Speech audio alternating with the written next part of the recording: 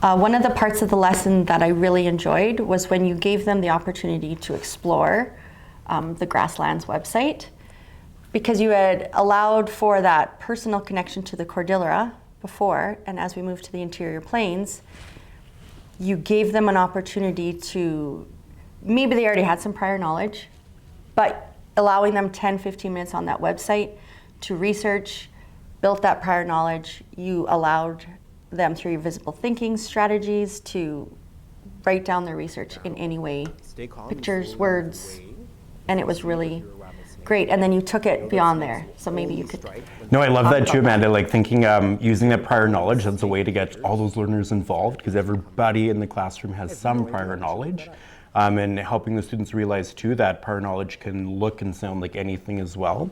So drawing upon that and then moving into the Grasslands website and exploring that, I think just going back to like the students in your class, totally, when we were talking about the Cordillera, they definitely were using their prior knowledge there and having their curiosities and wonders come up too and kind of guide when they investigated the Grasslands website. When they were able to go to that too, they had a goal to kind of focus on some geographic areas in that website. And then we followed that research up with a give one, get one at the end. And there was some students who had a full page of evidence they found, and some students who didn't have as much of a full page, but realizing too that every learner can bring something to the learning process.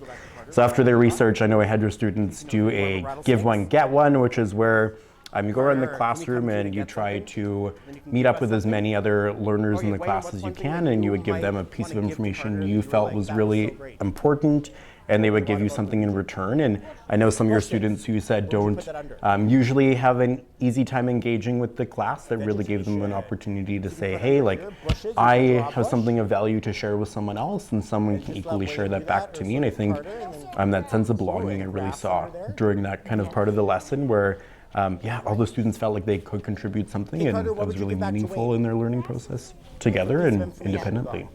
And they all went back to their desk with a page full of research.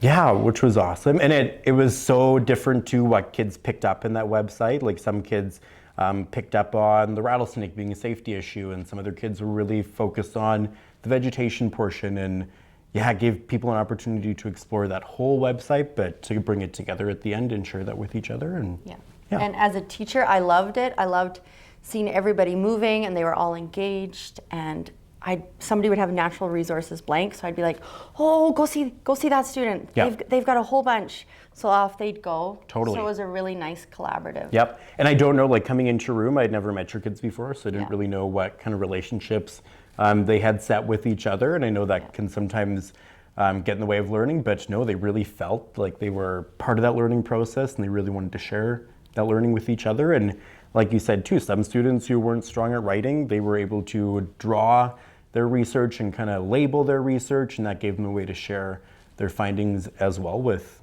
their peers. And it was awesome that way. Yeah.